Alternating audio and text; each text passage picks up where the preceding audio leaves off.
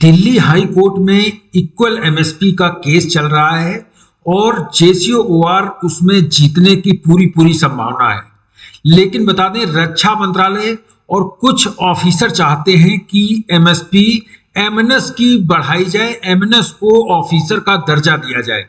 आपको मैं एक रिपोर्ट भी दिखाऊंगा, जो इस रिपोर्ट में न्यूज़पेपर की द इंडियन एक्सप्रेस वे की रिपोर्ट है, जिसमें कहा गया है कि एमएनएस को पूर्व सैनिकों का दर्जा दिया जाए, यानी कि जो ऑफिसर हैं उनकी सारी फैसिलिटी दी जाए। पहले तो मैं बता दूं कि जो एमएनएस हैं, आपने देखा होगा रिपब्लिक डे परेड में 2024 में एमएनएस की भी ड्रिल हुई थी और उनका दस्ता भी आया था। यानी कि पहले एक आरटीआई में कहा गया था कि एमएनएस ड्रिल नहीं करती हैं, एक बेसिक ड्रिल उनको सिखा दी जाती है और उनका ड्रिल से कोई वास्ता नहीं है। ना तो हथियार कैरी करती हैं, ना आर्म्स ड्यूटी लगती है, और भी बाकी चीजें कही गई थी, वो मैं आपको आगे दिखाता हूं जो आरटीआई की रिपोर्ट आई है। सबसे पहले तो मैं आपको ये बता दूं, एमएनएस को क्यों चाहते हैं कि एमएनएस को ऑफिसर के बराबर मिलना चाहिए, उनको ऑफिसर का दर्जा मिलना चाहिए। पहली बार सैन्य नर्सें गणतंत्र दिवस परेड में मार्च के लिए शामिल हुई हैं। पूर्व सैनिकों के दर्जे के लिए उनकी लड़ाई पर किसी का ध्यान नहीं जा रहा है। बता दें, पहली बार सैन्य नर्सिंग सेवा यानी कि एमएनएस की एक टुकड़ी गणतंत्र दिवस परेड में मार्च करेगी। सैन्य नर्सें शुक्रवार को सशस्त्र चिकित्सा सेवा की सभी महिला टुकड़ी के हिस्से के रूप में मार्च करेगी, जिसमें army medical corps AMC, army dental core, नौसेना और वायुसेना के डॉक्टर भी शामिल होंगे, यानी कि जो ऑफिसर हैं आर्मी, एयरफोर्स, नेवी के, वो भी शामिल होंगी लेडीजें। और बता दें, यह विशेष दस्ता इस साल गणतंत्र दिवस परेड में नारी शक्ति की थीम का हिस्सा हुआ है। आपने देखा है नारी शक्ति का क्या 80% नारी को मौका मिला है जो गणतंत्र दिवस में परेड हुई थी। लेकिन चीजें इतनी आसान नहीं है। भले ही ये सैन्य नर्सें तीनों सेनाओं की अन्य महिला चिकित्सा कर्मियों के साथ कंधे से कंधा मिलाकर चलती हूं, फिर भी उन्हें समान दर्जा नहीं दिया जाता है, यानी कि नियमित सेवा का हिस्सा नहीं माना जाता है, सहायक सेवा के तौर पर माना जाता है। सैन्य नर्सों को सेवानिवृत्त के बाद उनको कई सुविधाएं नहीं मिलती हैं, जैसे कि पूर्व सैनिक की ईएसएम का दर्जा भी नहीं दिया जाता है। यानी कि अब ये बात चल रही है कि जब नर्सें ड्रिल करेंगी, हथियार कैरी करेंगी, फील्ड में पोस्टिंग जाएंगी, तो उनको अब जो ऑफिसर की फैसिलिटी है वो दी जाए। पहले नर्सों की जो स्थिति थी वो काफी नीचे थी, वो जवानों के से भी नीचे आती थी। लेकिन अब धीरे धीरे आप देख रहे हैं नर्सों जो एमएनएस हैं उनको बहुत ही आगे किया जा रहा है। ऐसी ही रिपोर्ट रक्षा मंत्रालय के एमओडी तीनों सेनाओं प्रमुखों के साथ कार्मिक शिक्षण विभाग द्वारा लंबे समय से मुकदमेबाजी और सहानुभूति पूर्वक रुख के बावजूद ईएसएम का टैग एमएनएस को नहीं दिया गया, उसको दूर रखा गया। सेवानिवृत्त के बाद स्थिति का विरोधाभास ऐसा है कि अपनी पेंशन योग्य सेवा पूरी करने वाली सैन्य नर्सों को कैंटीन सुविधाएं नहीं मिलती हैं, पूर्व सैनिक अंशदायी स्वास्थ्य योजना ईसीएचएस भी नहीं मिलता है, और ना ही वन रैंक वन पेंशन उनको लाभ दिया जाता है। इसमें जो भी उनके फायदे हैं उनको लाभ नहीं दिया जाता है, क्योंकि उनको पूर्व सैनिक नहीं माना जाता है। अब बता दें कि जो आरटीआई आई थी, इनका जो एमएनएस का एक केस था, जो इन्होंने केस भी किया था, जिसमें केस में यह कहा गया कि ना तो आप ड्रिल करती हैं, ना आप आर्म्स कैरी करती हैं, और ना ही जो फिजिकल इवेंट हैं बीपीटी पीपीटी ये करती हैं। आप एक सहायक के तौर पर आर्मी में जैसे बाकी सिविल डिफेंस स्टाफ होता है वैसे उसी तौर पर आप हैं। लेकिन उसमें ये केस हार गई, और आप कई बार इन्होंने मांग भी की है, एमएनएस की मांग रही है कि हमें पूर्व सैनिक या सैनिक का दर्जा दिया जाए। अब आपको बता दें कि जो सेना और रक्षा मंत्रालय के कुछ अफसर चाहते हैं कि एमएनएस को सेना के अफसरों की सारी सुविधाएं मिले, जैसे कि पूर्व सैनिक का दर्जा मिले, वन रैंक वन पेंशन मिले, समान एमएसपी, यानी कि समान एमएसपी का मतलब है एमएनएस की एमएसपी 10,500 ना होकर 15,500 दी जाए, ईसीएचएस की फैसिलिटी मिले रिटायरमेंट के बाद, और रिटायरमेंट के बाद सीएचडी की फैसिलिटी आदि मिले। एमएनएस को ऑफिसर के बराबर हक देने के लिए क्या बाधाएं आ रही हैं? सबसे पहले तो बता दें कि ये नॉन कॉम्पिटेंट रैंक है, ये एक बाधा आ रही है। आर्म्स ड्यूटी नहीं करती, ये बाधा आ रही है, और ड्रिल भी इनकी बेसिक ड्रिल के अलावा ड्रिल नहीं होती है। लेकिन अब ड्रिल आप देख सकते हैं कि कर्तव्य पथ में जो ड्रिल हुई 26 जनवरी को, इसमें नर्सों ने बड़ी संख्या में भाग लिया। बीपीटी पीपीटी फायरिंग नहीं करती हैं। और आरटीआई के जवाब आपको आरटीआई में अब दिखाऊं, आरटीआई में जो जवाब आया है वो दिखाऊंगा। उससे पहले बता दें, इक्वल एमएसपी का जो केस चल रहा है उसमें भी कहा गया था, पूछा गया था कोर्ट, जब जेसीओआर के वकील ने पूछा एमएनएस को जेसीओआर से ज्यादा एमएसपी क्यों दी जाती है, तो एमएनएस ना तो ऑफिसर के वकील के पास ना रक्षा मंत्रालय के पास इसका कोई जवाब नहीं था, क्योंकि एमएनएस नॉन कॉम्पिटेंट रैंक है। अगर एमएनएस को एमएसपी दे रहे हो तो सिविल डिफेंस स्टाफ को भी एमएसपी मिलनी चाहिए। जब ये बात कही तो सारे के सारे चुप हो गए। जवान जेसीओ की इसमें बहुत बड़ी जीत हुई थी जब एमएनएस का आरटीआई डाला था। वो आरटीआई में जो जवाब आए वो आपको बताएं। आरटीआई में जो, मैं आरटीआई भी दिखाऊंगा, आरटीआई में क्या क्या जवाब आए। समान मिलिट्री सर्विस पेपर, सभी जेसीओ जवानों को बधाई। आरटीआई के आर्मी और नेवी के ऐसे जवाब जो दिल्ली हाईकोर्ट के जज भी नकार नहीं पाए। कौन कौन से जवाब आए थे उनसे पूछा गया था। आरटीआई में जवाब मांगा गया था, क्या एमएनएस कॉम्पिटेंट रैंक है? जवाब आया था नहीं। क्या एमएनएस बेसिक मिलिट्री ट्रेनिंग करती है? जवाब आया था नहीं, केवल ड्रिल होती है नॉर्मल। क्या इनका जो बीपीटी पीपीटी फिजिकल होता है? जवाब आया था नहीं। क्या एमएनएस आर्मी एक्ट के दायरे में आती है? जवाब आया था सेक्शन 39 और 63 को छोड़कर किसी भी आर्मी एक्ट के सेक्शन के अंदर नहीं आती है, यानी कि आर्मी एक्ट भी इनको लागू नहीं है। क्या ये फील्ड हॉस्पिटल में तैनात होती है? जवाब आया था नहीं। नेवी के सिर्फ पनडुब्बी आदि में तैनात होती थी? जवाब आया नहीं। वहां पेशेंट का ध्यान नर्सिंग असिस्टेंट, जो आर्मी के एनए होते हैं नर्सिंग असिस्टेंट, वो आर्मी के नर्सिंग असिस्टेंट और डॉक्टर ध्यान रखते हैं। क्या एमएनएस को हथियार ऑथराइज है? जवाब आया था नहीं। कई और जानकारियां हैं जो हमारे एमएसपी केस को मजबूती देगी, जो जेसीओआर का एमएसपी का केस है उसको मजबूती देती है, क्योंकि एमएसपी जो जेसीओआर के एमएनएस से भी कम है, उसमें ये जो आरटीआई आई थी इससे बिल्कुल क्लियर होता है कि जवानों और जेसीओ के साथ भेदभाव हुआ है। उनको एमएसपी जो एमएनएस को दी गई है वो जेसीओ जवानों को मिलनी थी, और जो जवान जेसीओ को एमएसपी 5200 दी जा रही है वो एमएनएस को देनी थी। लेकिन ऐसा उल्टा हुआ। पूरा जवाब पढ़े, आरटीआई से मिले इस जवाब में जेसीओआर इसे अहम मान रहे हैं, जबकि कई अफसर इसे केवल बकवास और तथ्यहीन मान रहे हैं। आपको मैं अब आरटीआई दिखाता हूं। आरटीआई ये देख सकते हैं, आरटीआई में जो कई सवाल पूछे गए थे जिसमें मैंने आपको बता भी दी है। इसमें कहा था कि government order army order of the provision under the which females are enrolled in military nursing service, यानी कि जो एमएनएस है ये किस आर्मी ऑर्डर के साथ में इनरोल की जाती है, तो उसके में इन्होंने ये दे दिया था कि इसको पढ़ें। जो मेन आया था इधर से आया था, copy of the charter duty of the MNS. MNS की चार्टर ड्यूटी क्या है? तो एमएनएस की charter duty of MNS are as per the RMSF regulation for the medical service of the armed force 2010 revise chapter 4 पढ़ने के लिए इन्होंने attach किया, उसको पढ़ने के लिए कहा। इसमें सबसे मेन बात कही गई, एमएनएस इज कॉम्पिटेंट रैंक और नॉन कॉम्पिटेंट। तो इसमें आया नॉन कॉम्पिटेंट, यानी कि जवान जेसीओ ऑफिसर कॉम्पिटेंट रैंक होते हैं, इसीलिए उनको एमएसपी दी गई। लेकिन एमएनएस नॉन कॉम्पिटेंट हैं, जैसे कि सिविल डिफेंस स्टाफ होते हैं, जो सिविलियन आर्मी में देखे होंगे आपने, कई जगह पे सिविल डिफेंस स्टाफ एम्प्लॉय होते हैं, उस तरह से एमएनएस है। तो एमएसपी उनकी बनती ही नहीं है। अगर दी भी जाती है तो जवान जेसीओ से ज्यादा तो देने का कोई सवाल ही नहीं बनता है। इसमें और भी कई चीजें पूछी गई। MNS what is the present rank के डेस्टिनेशन के बारे में पूछा गया था। इसके बाद और भी कई सवाल पूछे गए थे। बेसिक मिलिट्री ट्रेनिंग के बारे में कहा गया था, क्या एमएनएस बेसिक मिलिट्री ट्रेनिंग करती है? बेसिक नर्स, इसमें कहा गया basic nursing officer conduct for newly commissioned nursing officer no military training except drill. Drill के अलावा कुछ भी नहीं करती है जो भी ट्रेनिंग होती है। इसमें कहा गया था वेपन उनको ऑथराइज है, तो आया था नो। बीपीटी पीपीटी के बारे में पूछा गया, तब भी नो आया।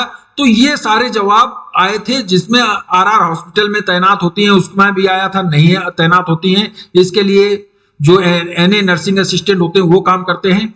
आर्मी एक्ट लागू है कि नहीं है? केवल आर्मी एक्ट सेक्शन 39 बी और 63 के अलावा कोई भी आर्मी एक्ट लागू नहीं है। MNS free for them during the service period, तो इसमें भी जवाब आया नो। तो ये एमएनएस के जो जवाब आए थे, इसको इक्वल एमएसपी केस जो जेसीओआर लड़ रहे हैं दिल्ली हाईकोर्ट में, इस आरटीआई को दिल्ली हाईकोर्ट में डाला गया और उसके बाद ये अंदाजा लगाया गया कि एमएनएस को जो एमएसपी दी गई, वो जो रक्षा मंत्रालय है वो भी कह रहा है कि एमएनएस को एमएसपी गलत तरीके से दी गई, नहीं तो अगर गलत नहीं दी जाती तो अब एमएनएस को क्यों ड्रिल कराई जा रही है, क्यों उनको ऐसे पार्टिसिपेट कराया जा रहा है। इसका मतलब यही है कि उनको अब फील्ड, कुछ दिनों बाद फील्ड में भी तैनात किया जाएगा। मैंने पहले वीडियो बनाया था, तब कई लोग कह रहे हैं कि आप हवा हवाई बात कर रहे हो, तो हवा हवाई अब बिल्कुल क्लियर हो गया जब से एमएनएस को ड्रिल कराया गया कर्तव्य पथ में। आपने देखा होगा 26 जनवरी को, इससे क्लियर होता है एमएनएस को अफसर के बराबर लाने के लिए उनको बीपीटी पीपीटी में भी उनकी कुछ टेस्ट हुआ करेंगे, वो भी कराई जाएगी, और बाकी भी फिजिकल एक्टिविटी आर्म्स भी शुरू करा दिया जा सकता है, इसकी संभावना बढ़ गई है। अब मैं बता दूं कि voice of ex serviceman society और 2 अन्य ने एमएसपी का केस दिल्ली हाई कोर्ट में किया हुआ है और इसमें हियरिंग हो चुकी है, और हियरिंग में रक्षा मंत्रालय की तरफ से अब जवाब दाखिल करना है। जो आरटीआई का जवाब डाला था उसमें जवाब दाखिल करना है, और इसकी जो हियरिंग है 6 फरवरी 2024 को, यानी कि 6 फरवरी को हियरिंग होनी है। फाइनल हियरिंग में क्या आएगा या तारीख दूसरी मिलेगी, इस पर तो कुछ कहना अभी सही नहीं है, लेकिन बता दें अगर 6 फरवरी को हियरिंग हुई तो रक्षा मंत्रालय इन जो भी तथ्य डाले गए हैं किसी का भी जवाब नहीं दे पाएगा। आपको मैं बता दूं एक और केस है जो एक्स ग्रुप का केस चल रहा है, उसकी हियरिंग 21 मई 2024 को होनी है। फाइनल हियरिंग तो 21 मई आप देख सकते हैं, ये ऑर्डर है 18/12/2023 को हुआ था, जो कि 21 मई को हियरिंग इसकी डेट निर्धारित की गई है। इसके बाद जो इक्वल एमएसपी का केस है, अगर ये बराबर हो जाती है एमएसपी दिल्ली हाई कोर्ट में जो हम मजबूती से लड़ रहे हैं, इसमें हमारी जो जीत की संभावना क्यों बढ़ गई है, क्योंकि पहले जो रक्षा मंत्रालय की तरफ से दलील दी गई थी हम उसमें बहुत पीछे थे, लेकिन अब जब से आरटीआई आई है और बाकी तथ्य दिए गए हैं तब से हमारी मजबूती आ गई। पहले जो ऑफिसर के वकील कहते थे कि एमएसपी पर 2018 में केस हार चुके हैं जेसीओआर, दोबारा केस करने की क्या जरूरत है, क्योंकि हम 2018 में एक किसी जवान ने केस किया था एमएसपी पर कि एमएसपी बराबर होनी चाहिए, और वो सही तथ्य पेश नहीं कर पाया था, जिसकी वजह से जो ऑफिसर के वकील हैं, रक्षा मंत्रालय के वकील हैं, उन्होंने कहा था कि ये पहले ही केस हार चुके हैं, दोबारा इस केस को खोलने की जरूरत नहीं है। अब मैं बता दूं फिफ्थ जो रक्षा मंत्रालय कह रहा है कि 5th CPC, 6th CPC, 7th CPC के सर्कुलर और लेटर दिखा देता है। जब भी कोई बात चलती है तो ये कह देता है कि ये देखो लेटर है, इस हिसाब से एमएसपी दी गई। जैसा कि इक्वल एमएसपी का एक लेटर है जो 7th सीपीसी का है, equal MSP should be fixed for the जेसीओआर एज वेल ऑफिसर। इसमें कहा गया military service pay was introduced by the 6th CPC while deciding the rate of MSP in case of the जेसीओआर 6 CPC, यानी कि 6 CPC के अनुसार MSP बढ़ा दी गई सबकी। ये कहा जाता है जब भी कोई बात आती है कोर्ट में तो यह कह दिया जाता है 6 सीपीसी के अनुसार के जो एमएसपी है सबको दी जा रही है। अब मैं बता दूं कि 6 जो ये सर्कुलर हैं इन्हीं में कमियां हैं। आपको मैं सर्कुलर में बता दूं कि जो 6 सीपीसी में जो बढ़ाई गई थी एमएसपी, सर्विंग ऑफिसर को 15,500, नर्सिंग ऑफिसर को 10,800 और वहीं जेसीओआर को 5,200 रुपए और नॉन कम्पिटेंट हैं उनको 3,600 रुपए। नॉन कम्पिटेंट में नर्सिंग भी आती है, लेकिन उनको देख लो आप कहां रखा गया, नॉन कम्पिटेंट ये क्लियर दिया हुआ है 3,600 रुपए उनको एमएसपी दी जाती है। लेकिन नर्सिंग ऑफिसर को जो एमएसपी दी गई वहां पर 10,800 कर दी गई, बाकी नॉन कम्पिटेंट को 3,600। वहीं अब यही कमी हुई है कि जहां जेसीओआर को होना था नर्सिंग ऑफिसर की जगह, वहां पर नर्सिंग ऑफिसर को कर दिया, जहां पर नर्सिंग ऑफिसर को होना था वहां पर पीबीओआर यानी कि जेसीओआर को दी जाने लगी। तो ये कमी है, इसी जो 6 सीपीसी के सर्कुलर में है, दिक्कत यहीं पर है। एमएसपी की विसंगति का मुख्य कारण ये सर्कुलर है। अगर इन सर्कुलर में कमी ना होती तो एमएसपी जो जेसीओआर को मिलनी थी 10,800 मिलनी थी, ना कि 5,200 रुपए। अब मैं बता दूं कि जो इसमें बाकी अलाउंस है वो इसी आधार पर मिलते हैं, जो जेसीओआर को मिलते हैं वो ऑफिसर से 1.5 गुने का अंतर अफसर का ज्यादा रहता है। जैसे 100 रुपए अगर जेसीओआर को मिल रहा है तो 150 रुपए या 170 रुपए अफसर को मिलता है। जैसा कि एक आप देख सकते हैं ये 7th सीपीसी के अनुसार फील्ड अलाउंस है।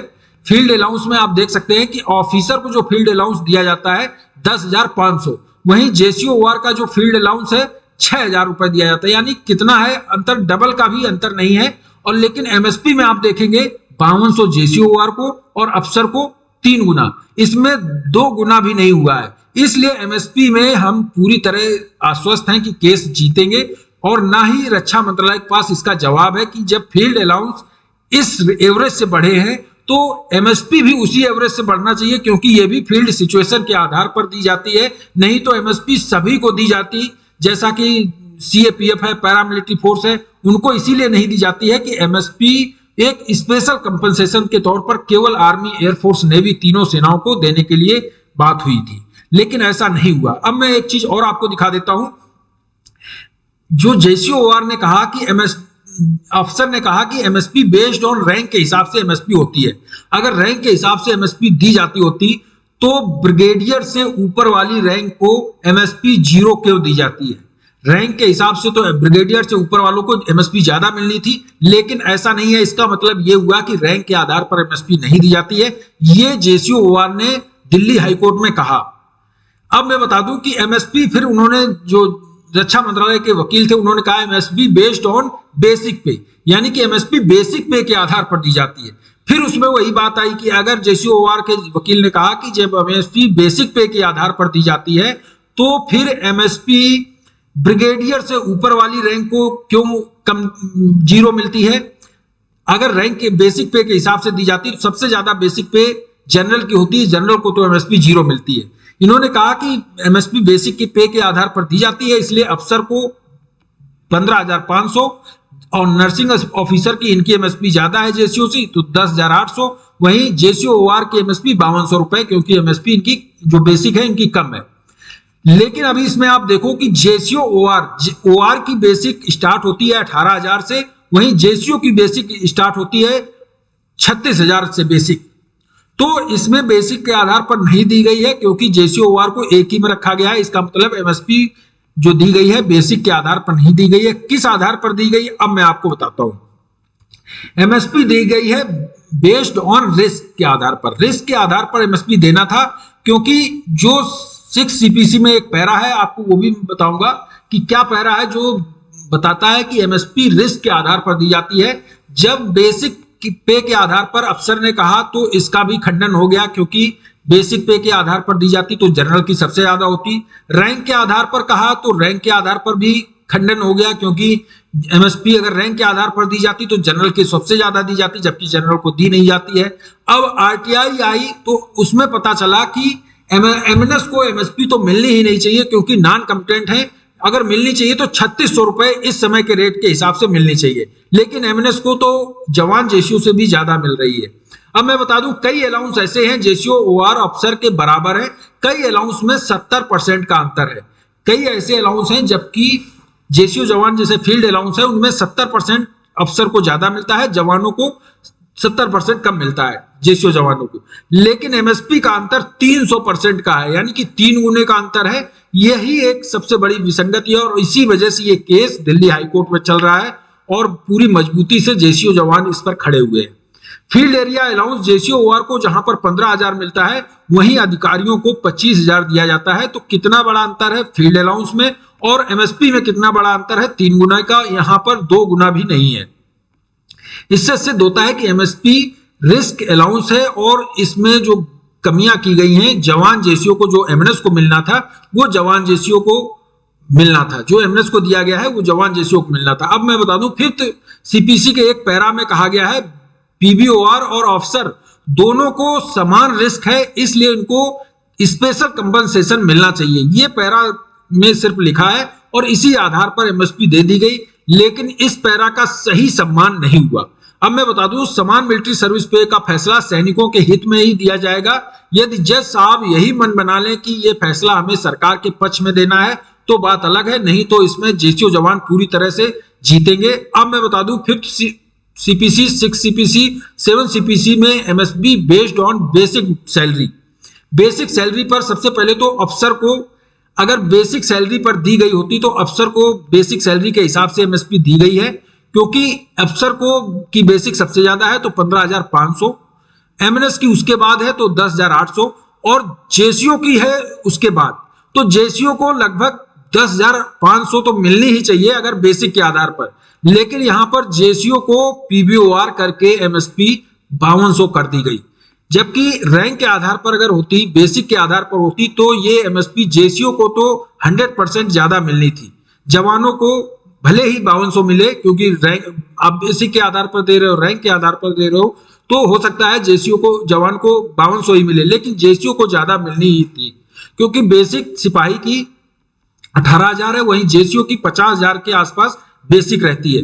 तो बेसिक के आधार पर अगर एमएसपी दी गई होती तो जेसीओ को ज्यादा मिलती। इसका मतलब यह है कि एमएसपी बेसिक के आधार पर नहीं दी गई है। एमएसपी बेस्ड ऑन रैंक अगर रैंक के हिसाब से दी गई होती तो भी एमएसपी ऑफिसर को 15,500 ठीक है। एमएनएस को रैंक के हिसाब से दी गई तो एमएनएस को अफसर के बराबर दी जानी थी, क्योंकि वो भी लेफ्टिनेंट, कैप्टन ये सारी बनती हैं, तो ये भी इसमें गलत हो गया। इसका पीवीओआर इसको कर दिया गया, जहां पर रैंक देखी जाती तो जेसीओ, इसके बाद ऑनरी लेफ्टिनेंट, ऑनरी कैप्टन, सूबेदार, सूबेदार मेजर, ये सब होती है। इसके बाद हवलदार, फिर कहा जाएगा जेसीओ जवान। तो इस हिसाब से एमएसपी नहीं दी गई है, रैंक के हिसाब से भी एमएसपी नहीं दी गई है। अब बात कर लेते हैं, MSP based on 5th CPC risk factor के हिसाब से देनी थी, लेकिन ऐसा नहीं हुआ। ऑफिसर को एमएसपी 15,500, जबकि उनको कम रिस्क है। वहीं एमएनएस को एमएसपी 10,800, जीरो रिस्क होने के बाद भी एमएसपी 10,800। वहीं हाई रिस्क जिनको जेसीओ जवानों को है, वहीं उनकी एमएसपी है हाई रिस्क होने के बाद केवल 5200। तो सबसे बड़ी दिक्कत यहां पर आई है कि एमएसपी रिस्क फैक्टर के हिसाब से होती है और रिस्क फैक्टर के हिसाब से जेसीओ जवानों के साथ नाइंसाफी हुई है। अब मैं बता दूं, कई अलाउंस ऐसे हैं जिसमें सबके लिए बराबर है, चाहे जेसीओ हो, चाहे ओआर हो, चाहे एमएनएस हो, सबके लिए, ऑफिसर हो, सबके लिए बराबर है। जैसा कि फिक्स्ड मेडिकल अलाउंस, एफएमए अलाउंस सभी को बराबर मिलता है, चाहे कोई भी रैंक हो। इसके बाद दूसरे कई अलाउंस हैं, जबकि जैसे कि परमवीर चक्र से लेकर सेना मेडल तक जितने मेडल मिलते हैं, उसमें एक मुश्त राशि जो दी जाती है मेडल की, वो सबको बराबर दी जाती है। ये नहीं देखा जाता सिपाही है या जनरल है, सबको बराबर दी जाती है। इसके बाद सैलरी और पेंशन में अगर परमवीर चक्र जिसको मिलता है, उसको सैलरी और पेंशन में कुछ इजाफा किया जाता है, वो सभी रैंकों के लिए बराबर किया जाता है। ये नहीं देखा जाता है कि ये किस रैंक का है, सिपाही का है या जनरल का। अब मैं बता दूं, परमवीर चक्र जैसे है, पहले 10,000 रुपए प्रति माह के हिसाब से मिलता था, अब ये 20,000 रुपए प्रति माह मिलता है। तो ये नहीं देखा जाता कि ये किस रैंक का है, सबको 20,000 रुपए प्रति माह दिया जाता है। ऐसे ही एमएसपी भी है रिस्क के हिसाब से, तो एमएसपी भी बराबर होनी चाहिए, ना कि इसमें हेर-फेर करना चाहिए कि रैंक के हिसाब से दे दिया, रिस्क के जो बेसिक के हिसाब से दे दिया। तो जब परमवीर चक्र में ऐसा किया जाता है कि सबको, चाहे किसी भी रैंक के हो, सबको बराबर दिया जाता है। एफएमए भी सबको बराबर दिया जाता है। अब मैं बता दूं, फनरल अलाउंस जो दिया जाता है 9,000 रुपए, सभी को बराबर दिया जाता है। चिल्ड्रन एजुकेशन अलाउंस सभी को भी बराबर दिया जाता है, और डीए डीआर सभी को बराबर दिया जाता है। अगर डीए बढ़ता है 4%, तो 4% सबको दिया जाता है। यह नहीं कहा जाता है कि सिपाही को 2%, जेसीओ को 3%, अफसर को 4%, एमएनएस को 3%, कुछ भी अंतर नहीं किया जाता, सबको बराबर दिया जाता है। क्योंकि बेसिक सबकी अलग अलग है, तो जो डीआर बढ़ता है वो सबको एक समान बढ़ता है। फिटमैन फैक्टर में जरूर डिफरेंस है, और ये भी एक विसंगत है, फिटमैन फैक्टर बराबर नहीं है, क्योंकि अफसर जनरल को फिटमैन फैक्टर ज्यादा है, जबकि जवानों को फिटमैन फैक्टर कम है। तो फिटमैन फैक्टर में भी एक विसंगति है। अब मैं बात कर लूं MSP for all defence person.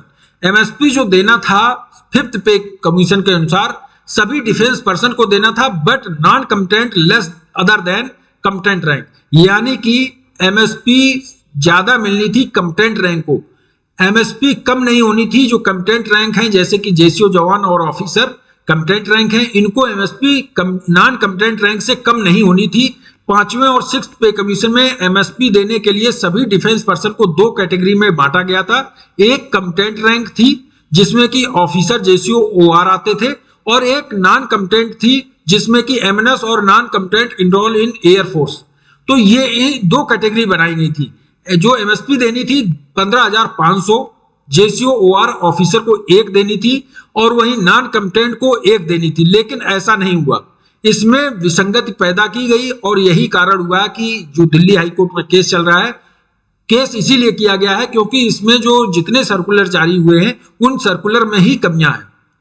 अब मैं बता दूं, कम्पिटेंट नॉन कम्पिटेंट को एमएसपी बेसिक के आधार पर देना, लेकिन नॉन कम्पिटेंट रैंक को एमएसपी कम्पिटेंट रैंक से कम नहीं दी जानी थी, लेकिन ऐसा नहीं हुआ। ऑफिसर को एमएसपी पहले 6,000 से बढ़ाकर 15,500 किया गया। नर्सिंग ऑफिसर को 4,200 रुपए से 10,800 कर दिया गया। ओआर को 2,000 से 5,200 किया गया। वहीं नॉन कम्पिटेंट एयरफोर्स वालों को पहले दिया गया था 1,000, फिर बढ़ाकर 3,600 कर दिया गया। तो इस हिसाब से एमएसपी चेंज कर दी गई, जबकि ऐसा नहीं होना था। जहां पर नर्सिंग असिस्टेंट को, नर्सिंग ऑफिसर को यानी कि एमएनएस को एमएसपी दी जानी थी, वो जेसीओ जवानों के साथ जो दी जाती है 5,200 वो दी जानी थी, और अफसर को जो जेसीओ जवान है उनको नर्सिंग ऑफिसर यानी कि एमएनएस की एमएसपी दी जानी थी। अब मैं बात कर लेता हूं एक और बड़ी बात से। एक रिटायर्ड कर्नल नैन साहब है जिन्होंने एमएसपी के मुद्दे पर बिल्कुल सही और खरी खोटी सरकार को भी सुनाई है, उन अफसरों को भी सुनाई है जो ऐसे सर्कुलर में जो भी पे कमीशन लगते हैं उनमें जवानों की अनदेखी करते हैं। एक समान मिलिट्री सर्विस पे, एमएसपी और डिसेबिलिटी पेंशन, जवानों को दो मुद्दे ऐसे हैं जिन्हें हल्के में सरकार ना ले, ये कर्नल नैन साहब ने कहा है। और बता दें, रिटायर्ड कर्नल नैन ने कहा कि जवानों का भरोसा सरकार से ज्यादा अपने अधिकारियों से खत्म होता जा रहा है। इसलिए जवान जेसीओ अपनी कई मांगों को लेकर 9 महीने से धरना रैली कर रहे हैं। इसकी मुख्य वजह है कि सेना के कई मामलों में जवानों को उनका हक नहीं दे पाई है। ऐसे ही 2 मामले हैं जो कि मैंने बड़ी बारीकी से समझे हैं, ये कर्नल नैन साहब कह रहे हैं। पहला है समान मिलिट्री सर्विस पे, जिसको रिस्क और सेना के स्पेशल कंपनसेशन के तौर पर दिया जाता था। इसमें सबसे ज्यादा रिस्क सैनिकों को होने के बावजूद उन्हें एमएसपी सबसे कम दी जाती है, जबकि एमएनएस को एमएसपी 10,800 दी जाती है, वहीं जवानों की एमएसपी 5,200 रुपए है। एक समान एमएसपी की मांग सैनिकों की इसलिए जायज है क्योंकि किसी सैनिक को कोई मेडल मिलता है तो उसमें जो राशि दी जाती है वो राशि बराबर मिलती है, इसमें रैंक नहीं देखी जाती है। वहीं दूसरा एफएमए फिक्स्ड मेडिकल अलाउंस भी बराबर दिया जाता है, इसमें भी ये नहीं देखा जाता है कि सैनिक किस रैंक का है, क्योंकि आर्टिकल 14 कहता है किसी की जान की कीमत कम या ज्यादा नहीं, इस आधार पर नहीं हो सकती है कि उसका रैंक छोटा या बड़ा है। यही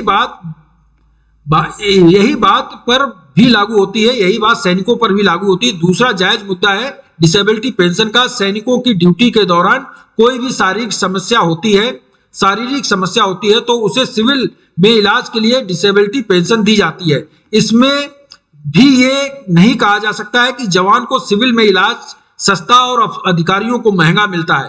कोर्ट में भी रक्षा मंत्रालय के पास एमएसपी केस पर कोई जवाब नहीं है। सरकार इन 2 मुद्दों को हल्के में लेने की भूल ना करे, क्योंकि यदि जवान कोर्ट में केस जीत जाते हैं तो सरकार के साथ अधिकारियों के भी ऊपर सवाल खड़े होंगे कि जवानों की अनदेखी की जाती है।